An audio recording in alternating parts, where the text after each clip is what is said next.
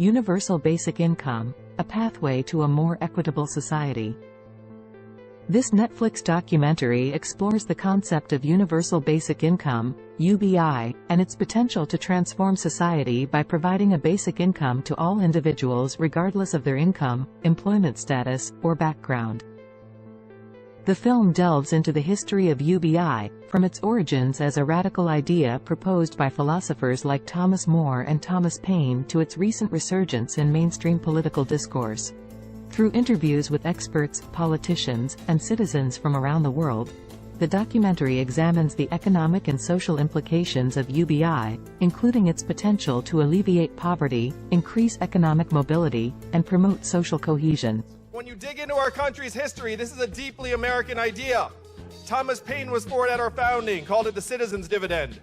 Martin Luther King championed it in the 60s, called it the guaranteed minimum income for all Americans, and it is what he was fighting for in the day he was killed in 1968. It passed the U.S. House of Representatives twice in 1970. Democratic presidential candidate Andrew Yang's idea for a universal basic income is the centerpiece of his campaign. Opponents say it would discourage people from working. But Yang and others believe handing out unconditional money would reduce stress, encourage new entrepreneurs, and reduce administrative costs. A few places have experimented with it, so how'd it go? One of the best long-term examples of a universal basic income comes from Alaska.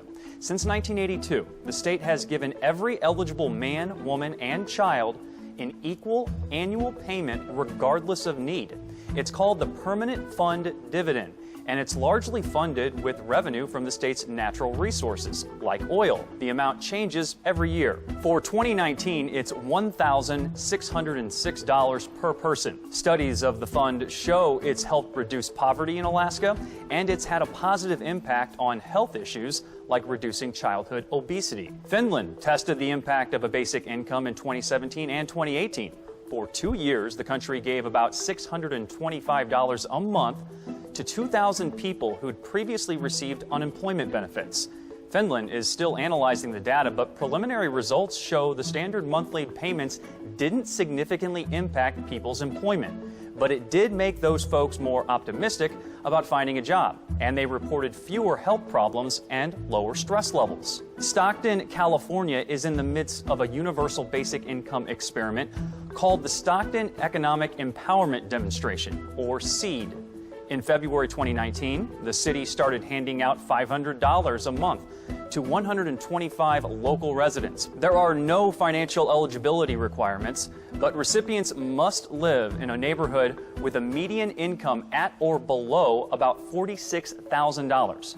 In the first 5 months, 40% of the seed money was spent on food, 25% was spent on merchandise purchases, and about 11% was spent on utilities. Participants say the extra money has helped them pay down debt faster, spend more time with their family, and reduce stress levels. The experiment is scheduled to end in July 2020. As for Yang's plan, his freedom dividend would pay every American citizen over the age of 18 $1,000 a month. Since about, 1790, economic philosophers have puzzled over a question, which is, what are we going to do with all the surplus labor that we're going to have when machines do all the work? They have long believed that this was an imminent crisis because look at the steam engine. It can do the work of 1,000 men. Therefore, very soon, we will all have to work only 1,000th as hard. That didn't happen. Nor did it happen with the age of electricity, nor with the age of the computer, which was supposed to be able to finally make that vision come true by replacing mental labor the same way that machines had replaced physical labor. But somehow it seems that we keep working just as hard as ever. There is a reason for that. The reason is that instead of choosing to work 1,000th as hard, instead we chose to consume 1,000 times more. That's kind of kept capitalism going. But that option is no longer available to us. We can't keep consuming that much more because we have planetary boundaries and also social limits to the amount of life that we can monetize. So we face this crisis that was foreseen by 18th and 19th century economic philosophers, the crisis of capitalism, when if you need to work in order to earn the money to live, and fewer people are needed to work, then how are you going to avoid poverty? How are you going to avoid concentration of wealth, mass unemployment, social unrest, a Marxist revolution? Like, this has been a crisis that gets pushed into the future every time we think of more things to consume. Now, another option, of course, is that we stop working so hard. For that to happen, there must be another way for money to come to people besides that they go and earn it making more stuff. One way to do that would be simply to give it to everybody, a basic amount that some people call a universal basic income. I use another term for it sometimes, which is a social dividend, because it basically says, why is it that we don't need to work so hard?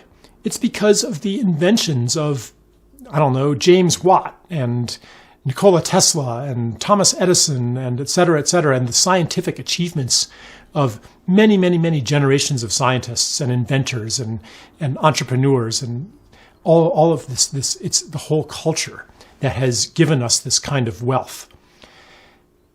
A limited kind of wealth, but it is a kind of wealth. So who deserves the benefits of the inventions of James Watt? We all equally deserve it.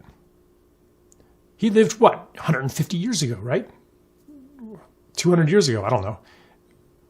I wasn't paying attention in school. But no one alive today deserves the wealth of culture and nature simply by being born in a different place than anyone else. We are equally deserving of it. So therefore, we all deserve an equal share of this cultural inheritance.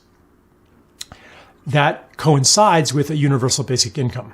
It's a little bit different in conception, but the idea is everybody gets a payment. It's not means-based. You don't have to prove that you're needy. No, Bill Gates gets his, I don't know what it would be, maybe $12,000 a year, $15,000 a year, just like everybody else, and Bill can spend it on anything he wants.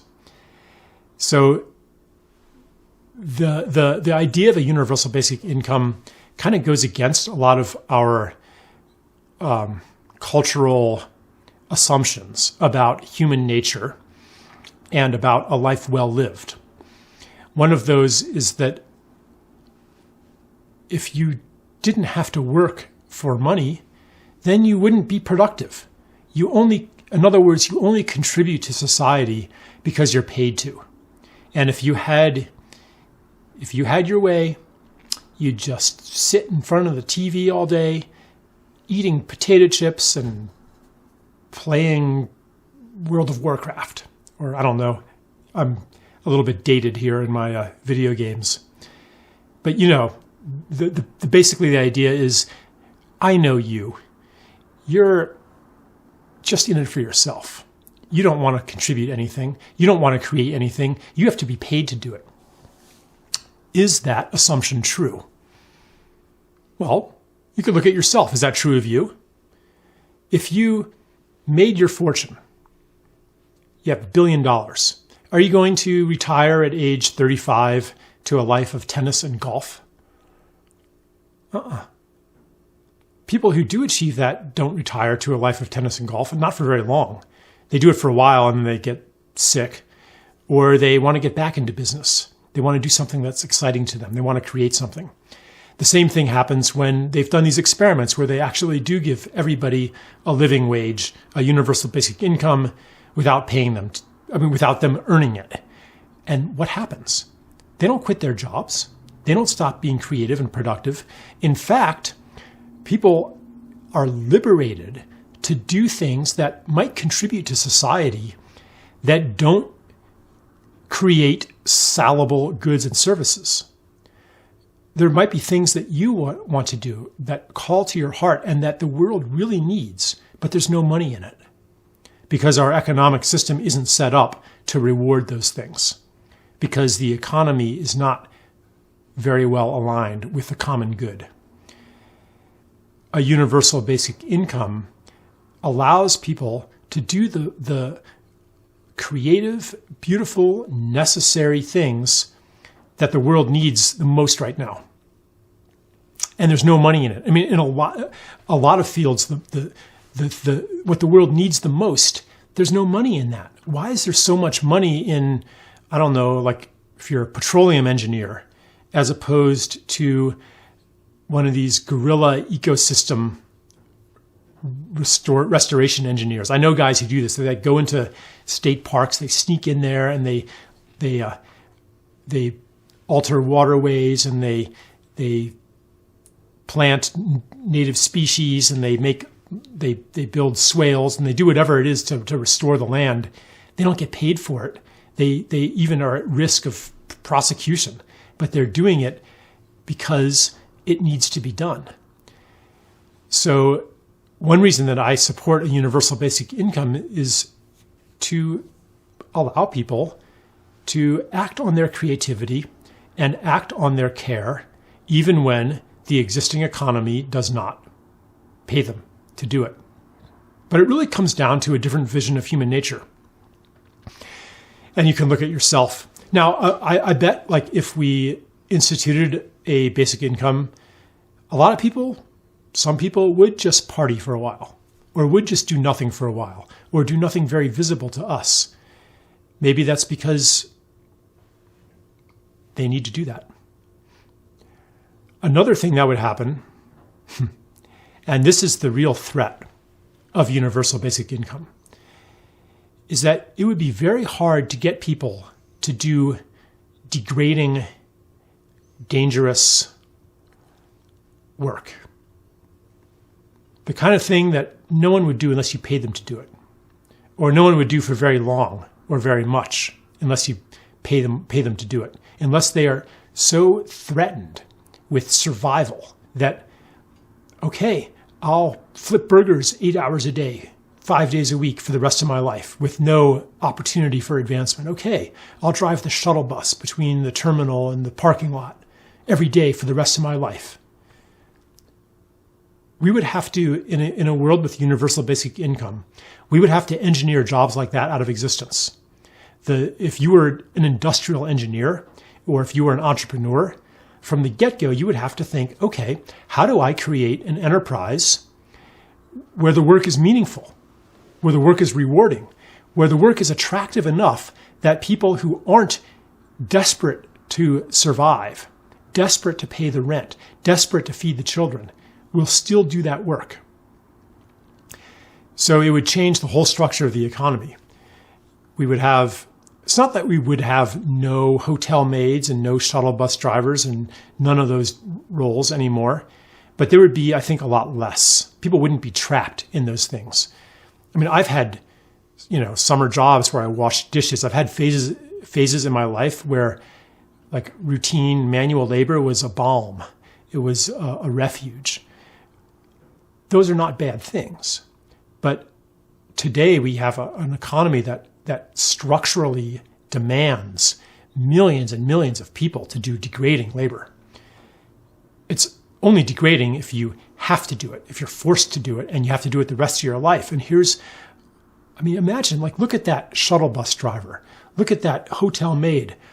Once upon a time, she or he was a young person full of ambition, full of hope for life, wanting to do great things. And look what happened.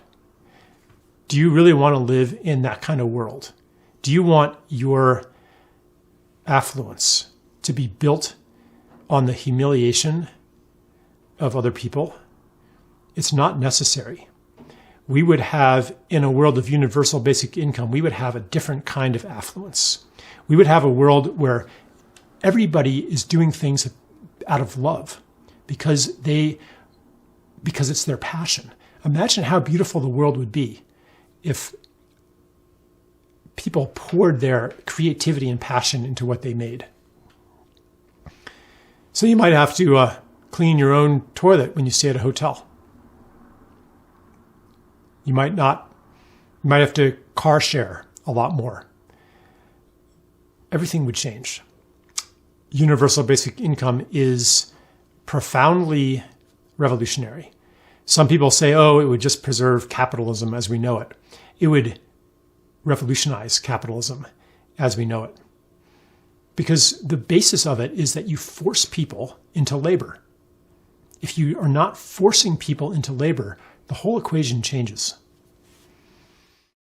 Now, the amount of money you get would be, well, basic. In the US, it would be something like $1,000 a month, which puts you right at the federal poverty level, meaning it's the bare minimum the government thinks you need to scrape out a living. But actually making a universal basic income happen brings up a bunch of complex questions. How much money should each person get and for how long? How would the government pay for it? Do they raise taxes? Cut other benefits? And would it actually help to keep people out of poverty? Now, at this point, we haven't really talked about cost. Spoiler alert, it's also really expensive. And it's a big reason why a lot of people oppose it. If the federal government gave every one of the 300 million plus people living in the US $12,000 a year, the total cost would be around $3.8 trillion. Now that's a hard sell considering the entire federal budget for 2017 was a little over $4 trillion. So this is not as radical as you might think. 44% of American jobs will be subject to automation in the next 20 to 30 years, 20 to 30% in the next 10 to 20 years. I mean, think about what that means. The most common jobs in the US economy are administrative and clerical, which includes call center workers, retail and sales, food service and food prep, truck driving and transportation, and manufacturing. Those 5 sectors are all going to shrink, and that's half of American jobs. And then you're looking at other white-collar jobs like insurance agents and financial advisors and accountants and bookkeepers, radiologists. Like a lot of professions are going to get affected by this. So the way we fund this universal basic income is that we look up and see who's winning in an era of incredible innovations. Amazon, Google, Facebook, Uber. And then you look closer and you see Amazon paid literally 0 in taxes in 2018. How is that possible? How could a $1 trillion tech company pay less in federal taxes than you or your parents? And so the way we fund the freedom dividend is we join every other advanced economy in the world and have a value-added tax that then gives the American public a tiny slice of every Amazon sale, every Google search, every Facebook ad, every robot truck mile, and returns it to your pockets. And there is one state that's had a dividend for almost 40 years where everyone in that state gets between $1,000 and $2,000 a year, no questions asked. Did you know what state that is? It's Alaska. And Alaska funds it with oil money. And what I'm saying to you is that technology is the oil of the 21st century, and what they're doing for Alaskans with oil money, we can do for all Americans with technology money.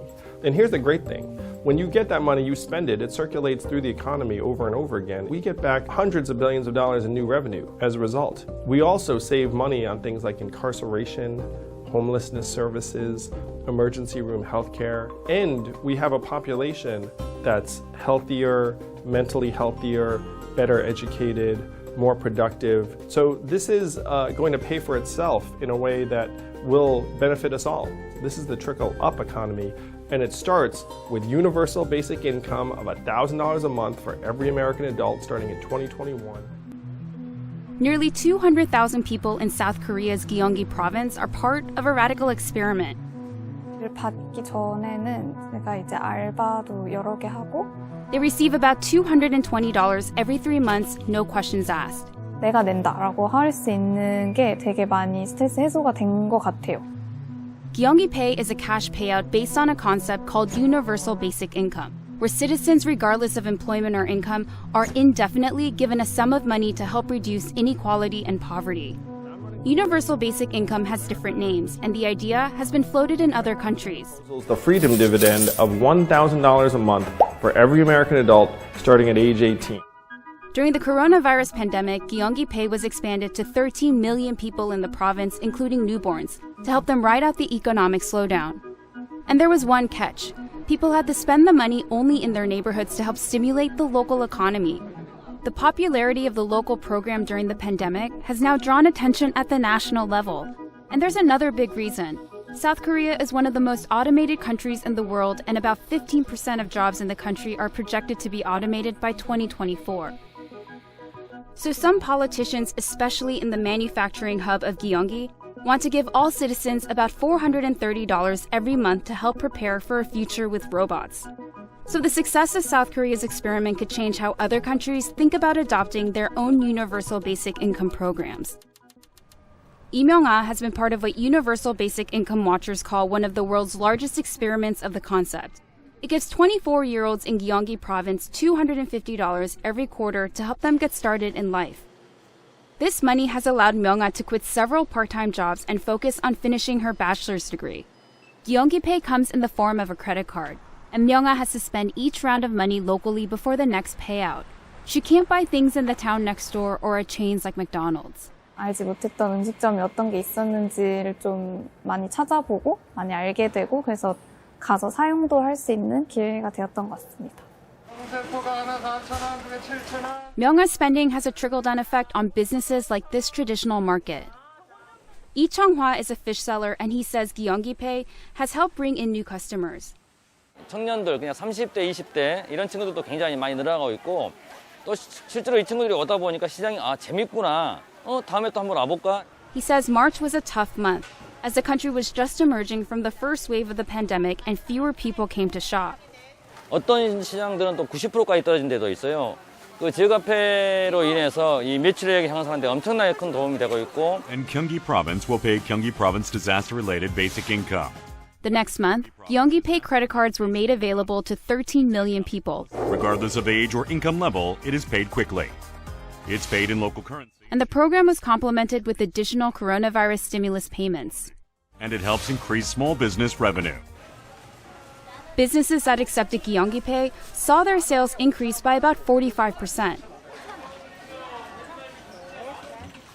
Each transaction is funneled back to Gyeonggi government headquarters, where officials sift through data to see how every penny is spent. Gyeonggi Governor Lee Jae-myung says data collection is critical to fine-tuning the program, because how else would he know if the money was actually lifting the local economy? 그게 액수는 크지 않지만 골목 상권, 영세 자영업자들의 매출을 늘려주면서 특히 전통시장 같은 곳이 다시 부활하는 그런 실적을 낸 일이 있습니다. This raises a privacy concern, especially if it's done by the government. Iana Marinescu is a professor at the University of Pennsylvania, and she studies the economic impact of universal basic income programs. If you're being tracked, that means that the government, potentially, in a bad case scenario, might use that to exercise political influence. And so there's all these different aspects how, other benefits might be taken away from you. You might be put under pressure to do certain things politically. The Gyeonggi government said that it asks permission to collect data when people register for their credit cards online. It also said it only analyzes aggregate data and not individual data points. Marinescu says telling people where they can spend money sounds like an efficient way to boost local consumption, but this policy has a loophole. Money is fungible, and that what they're able to spend locally, that means they're saving on whatever other money they have, and that other money they can spend it on non-local or non-eligible types of goods and services.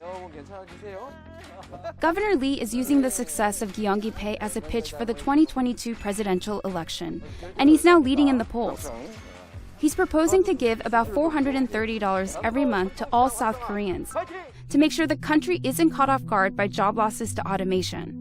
This plan is personal because his province is a manufacturing base for major South Korean companies like Samsung and Hyundai. 코로나19가 우리 사회가 앞으로 맞닥뜨려야 될 4차 산업혁명 시대, 소위 노동의 종말 시대, 극단적 양극화의 시대를 아주 급작스럽게 앞당긴 측면이 있기 때문에 새로운 기회 요인이었다는 생각도 하고 있습니다. There will be fewer and fewer jobs that a robot cannot do better. Universal basic income has also been championed by tech entrepreneurs who believe automation will replace workers. And unlike unemployment benefits that run out over time, these payments would be a stable flow of income. The governor's program would cost the country roughly $260 billion a year, and he plans to partly fund it through what he calls a robot tax, essentially a levy on factories that have automated their production. Some opponents who think a national program is too expensive say money should not be spent on people who don't need any help. But Governor Lee says all tax-paying citizens should be included. 이거는 복지 정책이 아니라 경제 정책이기 때문에 국가의 경제 정책에 따른 이익을 세금을 많이 내는 사람을 배제하는 것은 오히려 옳지 않다는 것입니다. According to a June survey, nearly 50% of South Koreans are in favor of a national universal basic income program, and they will have a chance to send a message to the government during the next presidential election. Imagine for a moment a society in which every human is afforded the basics of life. A reasonable income, a place to live, there's plenty of food and other necessities for everyone. Competition over scarce materials is no longer necessary. This stage of progress is called post-scarcity. If you've ever seen Star Trek, you're already familiar with the concept of a highly advanced post-scarcity society. Jobs are optional and based on personal preference and inclination, yielding many more people working in creative fields and the arts than we see in our modern reality. The Federation doesn't use money, despite the existence of banks and credits, which is a little confusing, but maybe a Trekkie can explain it in the comments. Every once in a while there's a shortage, but as a general rule, there's enough of everything to go around. The actual economic structure of the Federation is unclear. There have been suggestions that it's a form of techno-communist or highly advanced socialist system, but it's never explicitly spelled out. What we do know is that the Star Trek Society has found a way to decouple human value from work and provide all their citizens the necessities of life. This is an advanced form of what's called universal basic income. It's a fascinating idea, and with more and more jobs being performed more quickly and cheaply by machines, it just might become a necessity in the coming decades. When talking about seemingly crazy economic plans like UBI, a lot of people's first reaction is one of disbelief. Wait, just give everyone money? That's crazy. Or, but humans need to work, what else will we do? These are both very understandable objections at face value. But let's explore a bit further. Why do we think giving people enough money to survive is crazy? If we as a society have the resources to provide a secure financial floor, essentially eliminating poverty and the societal problems that come with it, why wouldn't we do it? I'm sure the knee-jerk response would be because it's expensive, and that's a fair assessment. But we do a lot of expensive things. Endless wars are expensive, healthcare is expensive, infrastructure is expensive, but we pay for all these things without batting an eye. But we'll get to the cost of UBI later. In response to the claim that humans need to work, that work is supposedly our natural state, sure, meaningful use of our time may be important, but somehow I don't think working on a production line making 30 different kinds of poop emoji pool floats counts as meaningful work. The idea that our natural state is to work for a wage is a perversion of the understanding of existence. Obviously, we're not meant to just sit around and do nothing. But work doesn't just mean standing at a cash register all day. Work, in the fulfilling a human needs sense, can be anything from writing music, to rock climbing, to creating art, to raising children, to any number of other things that don't earn you money in our current system. Today, if we see someone who's not employed, whether they're creating beautiful paintings in their mom's basement or performing with their band on a street corner, we consider them lazy and somehow worth less than someone who sells hours of their life for a wage. This is a problem. If we can decouple human value from wage labor, we'll have a much richer understanding of what it means to be human. Is working a meaningless job producing cheap junk really any better than not working? I don't think so. And it's certainly not more worthwhile than pursuing a passion, even if that passion doesn't pay. Some people just want to work a simple job. That's fine. But that needs to be understood as a personal desire, not as a supposedly natural state. Alright, are we all on the same page? Meaningful work is not the same thing as having a day job. Now that we understand why having a traditional job is not critical to human flourishing, it seems a lot more reasonable to want to provide everyone a basic income, right? On the one hand, the cynic in me believes that runaway capitalism will encourage automation at the expense of human workers, replacing them with cheap-to-run machines that further enrich the already obscenely wealthy, leaving millions to starve. On the other hand, there is the possibility that a universal basic income could be implemented in tandem with this dramatic shift in the labor landscape, freeing workers from their traditional jobs, allowing robots to do the menial work, and providing a base level of security that would allow humans to pursue their desires, whether that's improving themselves, taking a sabbatical, or learning a craft. So, we can choose to do nothing and end up with a techno-dystopia, or begin to seriously consider seemingly radical ideas like UBI. Let's have a look at some of the arguments leveled against universal basic income. First and foremost is the claim that giving people, quote, free money will make them lazy and disincentivize work. This is the same accusation that's used when discussing welfare of any sort. And based on some preliminary data, there seems to be more of a correlation with disincentivization with welfare of the sort we see in America versus less means-tested options like no-strings-attached UBI. Of course, we'll definitely want a larger sample size before we make any huge investments and replace the welfare state with UBI. But there is some evidence to indicate that when a person is guaranteed a certain amount of money without the stipulation of needing to seek work to replace that money, they're actually more likely to find a job.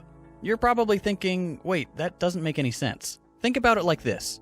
Many current welfare systems require recipients to actively seek employment, but the money you get from welfare will be reduced or removed entirely when you find a job. And in many cases, you'll be worse off than you were before you found that job. This makes it far less appealing to look for work. If, on the other hand, you're guaranteed the money regardless of what job you get, you'd be much more likely to look for work because you'd be making money from that job, plus the UBI payments. Even a part-time job would be an option, since, as opposed to welfare, you'll keep receiving the UBI payments. At the very least, the data does not support the claim that UBI will lead to lower employment. One of the largest UBI programs currently running, and the only one implemented at a national scale, is in Iran. Back in 2011, Iran rolled out a new program that distributed fairly large monthly payments to families in order to replace the phased-out subsidies for electricity, fuel, heating, water, and bread. These payments originally averaged roughly 29% of each family's income, a significant amount, and have been scaled back in recent years. But again, economists found that the monthly payments did not affect employment numbers. We've seen similar results around the world, from Kenya to India to Namibia, and in each location the UBI payments did not affect employment, but did increase mental and physical well-being, reduce poverty-related crime, and increase school attendance. The other main argument against universal basic income is that it would be too expensive and difficult to implement. This is a serious concern.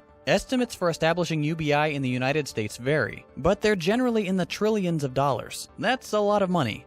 Some opponents of UBI will say that money is wasted, or it's simply not feasible. Others, including many of my fellow socialists, will say that UBI won't fix the inherent problems of the capitalist system, and that it would sap resources from other pressing needs, like implementing universal healthcare. Whereas the concern that UBI would disincentivize work can be pretty well dismissed at this point, the cost and efficacy concerns deserve some real attention. There are ways we could reduce the complexity of implementing UBI, like skipping the means testing entirely and just giving every single adult a flat payment, then taxing the very wealthy at a higher rate to recoup that money. But we can't ignore the giant multi-trillion-dollar price tag. Really, it comes down to evaluating our priorities. UBI is one of the more fascinating proposals simply because it's so polarizing and there's not a clear ideological divide.